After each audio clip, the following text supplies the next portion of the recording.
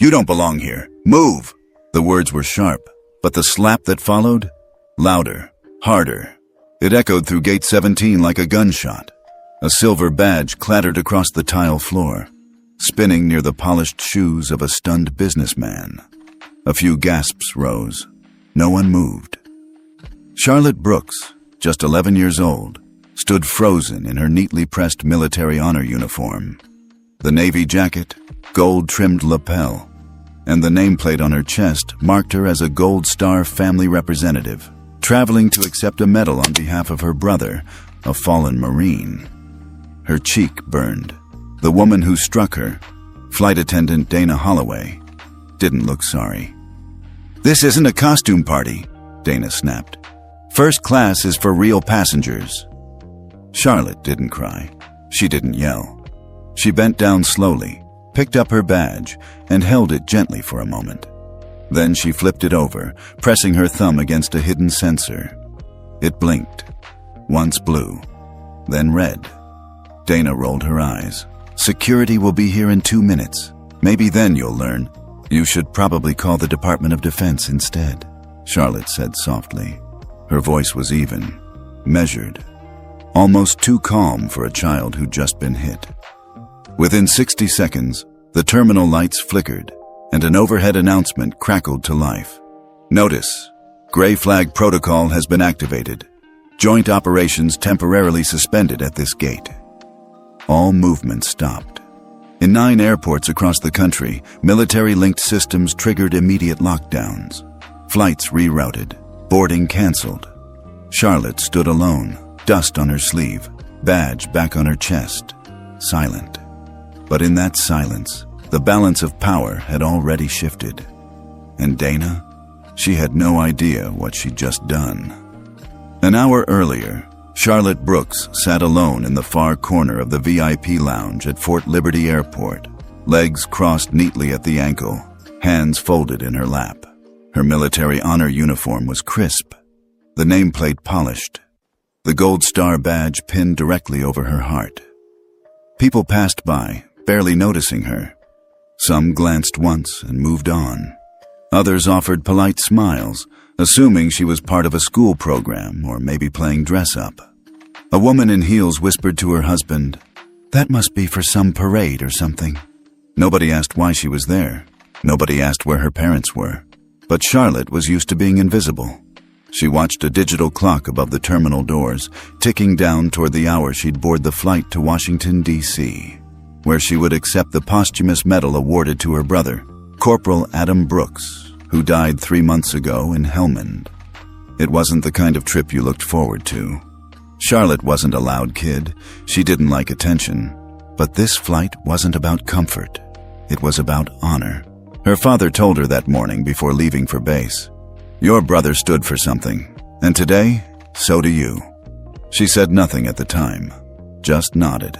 Now, sitting alone, Charlotte ran her thumb slowly along the edge of the badge, an oval of polished silver etched with an eagle and 3 stars, a gift from her brother before he deployed. A loud laugh broke her thoughts. Someone behind her making fun of a child playing military. She didn't turn around. Instead, she stood up, adjusted her collar, and walked toward Gate 17 with quiet, steady steps. She didn't know that in less than an hour, that gate would fall silent, that a grown woman would strike her in front of dozens, that 9 airports would darken by her touch. All she knew was this: she had her brother's name on her chest, and no one was going to tell her she didn't belong. Dana Holloway had been flying first-class routes for over 18 years. She knew how to spot them, the real passengers, the ones who belonged. The tailored suits, the watch that quietly said 6 figures, the polished shoes, the calm confidence that came with knowing your place in the world. And she knew just as easily who didn't. She called it the gut test. 5 seconds flat, posture, clothes, tone of voice. It worked 99% of the time.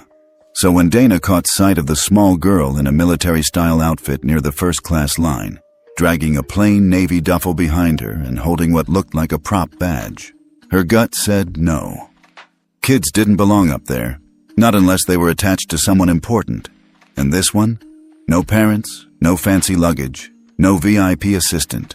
Just a serious face and big brown eyes that didn't look scared, but should have been. Dana stepped in front of her, palm raised. "Sweetheart, this line is for first-class passengers," she said with a tight smile. "Are you sure you're in the right place?" The girl met her eyes, unblinking. "Yes, ma'am. I have a boarding pass." Dana didn't even look at it. The paper felt real, but she'd seen plenty of clever fakes. Entitled parents upgrading their kids. Rich families trying to push boundaries. What really pushed her over the edge was the badge. That shiny little piece of metal pinned like a prop. Dana had seen enough staged respect to last a lifetime. "Where are your parents?" she asked, firmer now. "Flying separately," the girl replied calmly. "You're not military," Dana said, voice flat. "And you're not first class, so step aside." The girl didn't, and for the first time that day, Dana's gut wasn't telling her what she expected. There was something about this child, something unnerving in how calm she stayed. Still, Dana did what she always did when someone pushed back. She took control. She raised her voice. She waved the girl away, and when words didn't work, she lifted her hand. The line at Gate 17 had grown tense. Charlotte stood in place, her boarding pass still firm in her hand. Dana Holloway's voice had gone from polite to sharp, her tone bouncing off the walls like a warning bell. "Step aside," Dana hissed. "You're holding up the line." The girl didn't move. People behind them shifted uncomfortably. A man in a blazer glanced at his watch. An older woman muttered something about kids today having no respect. No one spoke up. No one asked what the badge on Charlotte's chest meant. Dana reached for the badge again. Charlotte stepped back, clutching it with both hands. "Please don't touch that," she said quietly. "You think you can flash some fake pin and walk onto a first-class flight?" Dana snapped. And then, without warning, the slap landed. It wasn't light. It wasn't a tap. It was a full, open-hand slap that sent Charlotte stumbling half a step sideways. The terminal went silent. The businessman behind her dropped his coffee. A flight attendant across the counter gasped. Even the gate agent's fingers froze over the keyboard. Charlotte didn't cry. She didn't scream. She reached down, picked up her badge, and calmly tucked her boarding pass into the front of her uniform. Then, without a word, she slid one finger under the badge's baseplate. A red light pulsed once. A soft electronic chime echoed overhead. The boarding screen flickered, went dark. The status bar blinked red. Gate 17, under protocol lockdown, all operations suspended. Security guards looked around, unsure what was happening. Dana stepped back, confused. Charlotte looked up at her. Her voice was soft, almost too calm. "You may want to call your supervisor and the Department of Defense." In that moment, Donna's face drained of color. A ripple of whispers spread across the terminal. Charlotte didn't raise her voice. She didn't need to, because in 57 seconds, 9 airports would halt, and every person in that terminal would finally ask the same question: who is she? Gate 17 remained still. Too still for a major airport. Phones started ringing behind the gate desk. The jet bridge lights blinked off. One of the screens now read in bold red, "Gray flag protocol level 2, awaiting command clearance." No one knew what that meant, but they knew it wasn't normal. Dana Holloway took a shaky step back, her confidence unraveling fast. This has to be some mistake." Charlotte said nothing. Instead, she took a seat in the corner of the gate area, crossed her legs just like she had in the VIP lounge, and pulled a small encrypted tablet from her duffel bag. A login screen appeared. Facial recognition accepted. She tapped once. Miles away, in a glass-paneled office overlooking D.C., General Donovan Brooks glanced down at his vibrating phone. He didn't flinch when he saw the alert. Charlotte protocol activated. Gate 17. He exhaled through his nose, calm but focused. To everyone else, he was the Deputy Director of Homeland Security's Joint Aviation Oversight Division. To Charlotte, he was just Dad. He picked up the secure line. Get me FAA command. Now. I want the gate frozen, the staff isolated, and the backup team deployed quietly. Civilian panic level stays at 0. Behind him, a digital map blinked as 9 airports lit up red, signaling an auto-response tied to a single access badge. Charlotte's. Back at Gate 17, Dana was still rattling off excuses to the gate agent, who was now no longer listening. A woman in uniform approached Charlotte. Military-grade headset, no airline logo. She whispered something. Charlotte nodded once. The woman turned and headed toward the captain's cabin. Passengers began murmuring. Charlotte sat quietly, hands folded, watching the fallout unfold around her. She wasn't trying to scare anyone. She wasn't angry. She just wasn't going to let the world pretend her brother's name didn't matter. And thanks to the man on the other end of that call, the world was about to remember it. Within 20 minutes, #Gate17 was trending. At first, it was a blurry photo. A young girl in a military-style uniform, sitting alone while crew members scrambled behind her. The photo was captioned, "What did this child do to shut down an entire gate?" Then came the videos, clipped from smartphones, of Dana Holloway slapping Charlotte, followed by the eerie lights dimming and the boarding screens blinking out. Someone uploaded the audio from the overhead announcement. Another added subtitles. By the time Charlotte looked up from her tablet, CNN, Reuters, and 2 local stations had already requested access to her Department of Defense profile. But access was locked. Not denied. Not restricted. Locked. As in, national level redacted. People don't get locked files unless they're connected to something much bigger. By the time Dana realized how bad things were, it was too late. Her photo was everywhere. A screenshot from the video, her hand raised, face twisted in frustration, captioned with, "She slapped a Gold Star child." She didn't know who the girl was. This woman works first class? Charlotte, still seated, watched without expression. Not a smile, not a tear. Just quiet. The man across from her, a former Navy vet in a ball cap, leaned over and asked softly, "Was it your brother?" Charlotte nodded. "Helmand Province, 3 months ago." He placed his hand over his heart. "Semper Fi." Charlotte whispered back, "Thank you." Dana, meanwhile, was being pulled aside by 2 uniformed men she didn't recognize. Not airline security, not TSA, real uniforms. Federal-grade silence. The gate agent stepped away from his desk, speaking into a radio, nodding slowly. Around them, whispers turned to stares. No one defended Dana now. Charlotte stood, brushed off her sleeves, and walked to the window.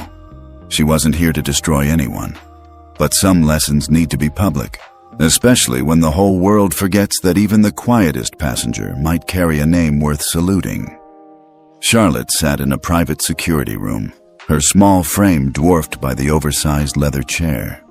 A cup of water sat untouched beside her, condensation pooling on the table. 2 men in dark suits entered, not airport staff, not even airline. These were from the Federal Aviation Ethics Division, a joint task unit few people had even heard of, let alone met. The taller one sat down first. "Charlotte Brooks," he said, voice calm but watchful. "We know who you are. What we need now is confirmation. From you." Charlotte nodded. No fear, just posture straight, shoulders set the way her brother had taught her. "Yes, sir," she replied. "Authorization Alpha November 7. That was it. 1 sentence, and the tablet in her bag chimed. The men exchanged glances. Within seconds, the overhead screen in the room flickered on. It displayed a federal seal followed by 5 lines of redacted text. And then, access granted. Skylock clearance level 4. ID Brooks, Charlotte, Unit 17. The shorter man leaned forward.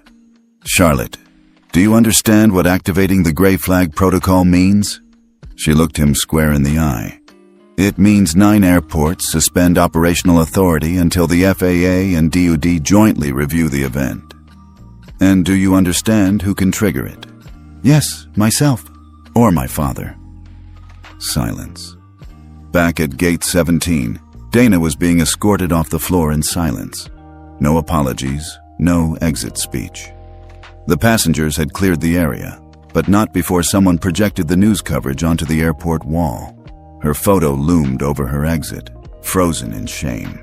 She had no idea that Charlotte's badge wasn't a toy. It was part of Skylock, a classified federal identification system designed for dependents of high-risk defense personnel, especially those who had received posthumous honors. The badge carried an ethics override token, allowing the bearer to flag real-time airport violations for federal review, in moments when dignity or protocol was breached beyond civilian measures. Only 3 children in the country carried it. Charlotte was one. The man with the tablet asked gently, "Why did you activate it?" Charlotte paused, not because she didn't know, but because she wanted her words to land exactly right. "I didn't activate it because she hit me," she said quietly. "I activated it because she dismissed my brother's sacrifice like it meant nothing, because she called my badge fake, because she looked at me and saw a kid with no value." The room fell quiet again. The taller agent finally leaned back, let out a long breath, and said, "The protocol is valid. No violations on your end." Charlotte didn't flinch. "She asked if I was pretending to be military," she added. "But I'm not. I'm family." Meanwhile, at a secure FAA terminal, General Donovan Brooks stood in front of 6 men and women from the FAA, Homeland, and Department of Defense. Each one held a folder. None had opened it yet. He began speaking. "My daughter did not overstep. She followed Skylock ethics protocol to the letter. That protocol exists because 2 years ago, another Gold Star child was pulled off a flight for wearing a uniform. No one acted then. We didn't create this system for press. We created it to prevent shame from becoming policy." A younger executive at the table shifted. 9 airports locked down. That's a lot. Brooks looked directly at him. So is the cost of silence. Back at the airport, news outlets were beginning to shift tone. Charlotte was no longer the child at the center of a shutdown. She was now referred to as Charlotte Brooks, daughter of General Donovan Brooks, and sister to fallen hero Corporal Adam Brooks. A new clip was being shared rapidly. It showed Dana rolling her eyes just before the slap, paired with text that read, "When arrogance meets consequences." At the gate, a quiet announcement echoed. "Boarding is now resuming at Gate 17. First-class passengers only, beginning with Ms. Charlotte Brooks." Dana was gone. The crew was replaced. Charlotte stood, badge shining like steel under the light. She didn't walk faster or slower than usual. She just walked straight, past the whispers, past the stairs, onto the plane. And when she sat down in 1A, not a single person questioned whether she belonged. Not anymore. By the time Charlotte's flight took off, Dana Holloway's world had collapsed in less than 3 hours. It started with a temporary suspension notice handed to her on the tarmac, short, cold, and unsigned. She barely had time to process it before her airline credentials were revoked in the internal system. When she tried to log into the crew app, her profile read, "Status, under federal investigation, do not assign flights." A security guard walked her out of the restricted area. No ceremony, no apology, just silence. At the same time, the internal HR chat room of Falcon Air exploded. Crew members dropped screenshots of the video.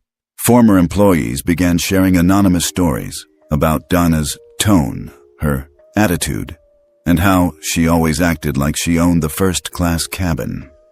And then came the boardroom call. The CEO of Falcon Air was already facing pressure from the FAA after being notified that the airline had failed to complete mandatory bias training for senior crew members, training that should have been renewed 8 months ago. This one moment had opened a backlog of negligence. Worse, the gray flag protocol activation had automatically triggered a system-wide ethics hold across all Falcon Air-operated flights passing through federal air corridors. That meant 9 airports delayed Falcon Air traffic by 3 hours. $6.7 million in commercial partnership contracts were temporarily frozen. Their Sky Priority access at 2 major terminals was suspended pending review. The airline's comms director attempted a soft spin. "We're conducting an internal review and remain committed to dignity and inclusion." But it was too late. Social media wasn't waiting. Meanwhile, inside the plane, Charlotte sat quietly. A flight attendant, not Dana, offered her hot tea and a blanket without saying much. But her eyes carried what words couldn't. Respect. Not pity. Respect. Across the aisle, a businesswoman leaned over and said, "I hope you know how many people needed to see what you did today." Charlotte replied, almost a whisper, "I didn't do it for them." Pause. "But I'm glad they were watching." Back in Washington, D.C., General Brooks stood in front of a closed-door press panel. His tone was firm, but calm. "This isn't about a slap. This is about a culture in the sky that has allowed uniform judgment to override basic human decency." The FAA administrator beside him added, "The Skylock system was built for moments like this. It worked. And now, we're requiring all federal air partners to submit to a 72-hour ethics compliance audit." When asked directly whether Falcon Air's licenses would be affected, Brooks didn't flinch. They already are. A different terminal. Same day. Dana sat alone in an unmarked conference room, waiting for a hearing that would determine whether her actions disqualified her from future FAA certification. There were no lawyers present, no union rep beside her, just a silent screen on the wall displaying "Pending review, violation of Section 17C, Ethics Clause, respect toward identifiable protected parties," and above it, her own hand, frozen in midair, taken from a still of the viral video. She tried to explain that she didn't mean it, that she was under pressure, that the girl looked like she was pretending, but the truth was simple. She didn't ask. She didn't pause. She just assumed. And now, the system she once thought would protect her was exposing her instead. Back on the plane, in the air, Charlotte looked out the window as clouds blurred by. Her badge sat quietly beside her. Light turned off now. Protocol ended. Systems back online. She wasn't angry, but she was changed. And so was the system that had ignored girls like her, families like hers, for too long. As the captain made a soft announcement about turbulence ahead, Charlotte whispered to herself, "Let them feel it." Not because she wanted revenge, but because some turbulence teaches what smooth skies never will. The press conference wasn't supposed to be public, but after 3 federal agencies and 2 Senate committees got involved, transparency became the only option. At exactly 2:00 p.m., in a room lined with American flags and FAA insignia, General Donovan Brooks stepped up to the podium. His uniform was sharp, posture locked. His face the same calm steel that once commanded missions overseas. But today, he wasn't here as a general. He was here as a father. "Let me be clear," he began. Charlotte Brooks did not violate protocol. She activated it, and the system worked because it was designed for the exact moment where dignity is denied, not by threat, but by arrogance. A journalist raised a hand. "Sir, can you confirm who authorized your daughter's Skylock credentials?" Brooks didn't blink. "I did, after she buried her brother." Gasps moved through the room. Corporal Adam Brooks, Marine Corps, KIA Helmand Province, March 9th. Charlotte was 12 when she received that badge, not as a gift, but as a designation. She trained for months. She passed simulation reviews higher than some TSA agents. She earned it. A second reporter asked, "Is she still active in the system?" He nodded. As of today, she remains one of only 3 civilian miners with Level 4 Skylock access. Then he paused, leaned closer to the mic. And if the airline had simply listened, if that crew member had paused to ask instead of slap, none of this would have been necessary. Across the country, airline boards scrambled to recheck compliance, to download training materials they'd long ignored. At Falcon Air HQ, the CEO watched the broadcast in silence. Then, without saying a word, he picked up the phone and requested a meeting with the FAA Compliance Council. Because this wasn't about one girl anymore. This was about what happens when silence meets a badge backed by truth. 3 days after the Gate 17 incident, the FAA released a statement that rippled across the entire aviation industry. No flashy headlines, no dramatic music, just a quiet memo labeled Implementation of the Dignity Protocol, effective immediately. Inside were 4 pages that would reshape how airlines operate. Every major U.S. airline was now required to complete quarterly ethics training, not just for flight attendants, but for all personnel with passenger interaction. Any crew member found violating ethics policy toward a Skylock-designated dependent would be placed under immediate federal review. The FAA would publish a quarterly passenger ethics compliance report, naming airlines that failed inspections. Most notably, the Skylock badge system, once secret, was now officially recognized as a protected federal designation, backed by Homeland Security. Charlotte's name was never directly mentioned, but insiders knew. And when the document was published, her ID number, Brooks Unit 17, was listed under active designations. At a small press table that day, a retired airline captain was asked how he felt about the new regulation. He leaned forward, thoughtful. I've seen war heroes fly coach without complaint, and I've seen folks in first class act like kings. But that girl, she never raised her voice. She never needed to. Pause. That's what real strength looks like. And now, the skies will finally start to remember that. Back in D.C., Charlotte sat at her bedroom window, watching jets pass overhead in silence. Her badge was tucked safely in a drawer now, but its echo, already rewriting how an entire nation flew. By the end of the week, 9 countries had requested access to Skylock protocol documentation. Japan sent a formal inquiry. Canada issued a preliminary ethics review for all domestic carriers. And in London, Heathrow's operations board voted 6-1 to suspend partnerships with any airline that failed to comply with passenger dignity standards by the end of the quarter. The ripple had turned into a tide. News outlets shifted tone from the slap seen round the terminal to the girl who grounded 9 airports and rewired the skies. But Charlotte didn't care about headlines. She was back in school, quiet, uniform ironed, badge put away. When her history teacher mentioned current events and used aviation ethics reform as an example, Charlotte kept her head down. She didn't want applause. She just didn't want it to happen to anyone else. That evening, General Brooks knocked lightly on her door. "There's someone on video call asking to speak with you," he said. "International." Charlotte walked to the screen. A calm, elegant woman appeared. Behind her was the flag of the European Aviation Commission. "Miss Brooks," she said warmly, "we'd like to invite you to speak at the Global Passenger Ethics Forum next month in Brussels."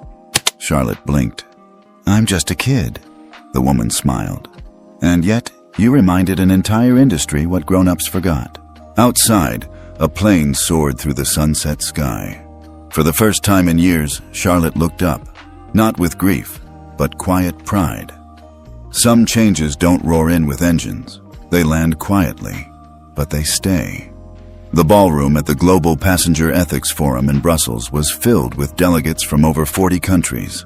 Suits, flags, cameras.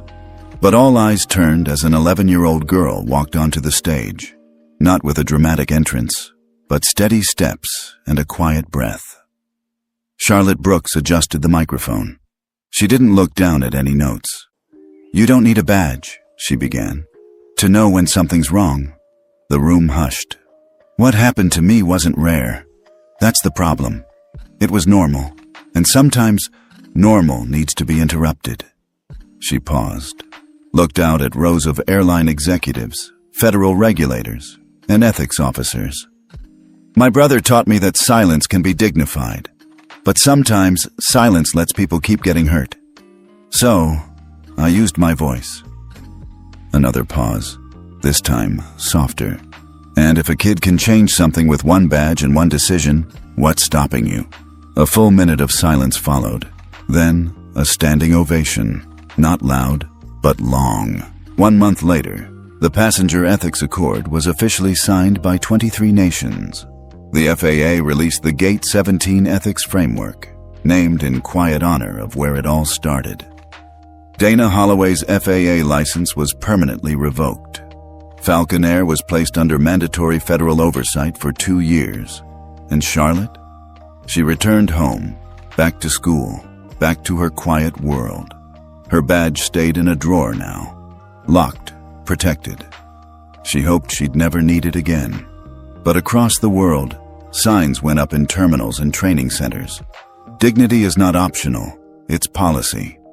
And every time a crew member glanced at those words before a flight, they didn't know the girl behind them. But they knew better than to ignore the next one. What would you have done if you were in Charlotte's place? Just 11 years old, but holding the key to ground a whole airline. Tell us where you're watching from, and let us know. Do you think dignity in the skies can ever be truly enforced? Or is it still just a privilege for the few?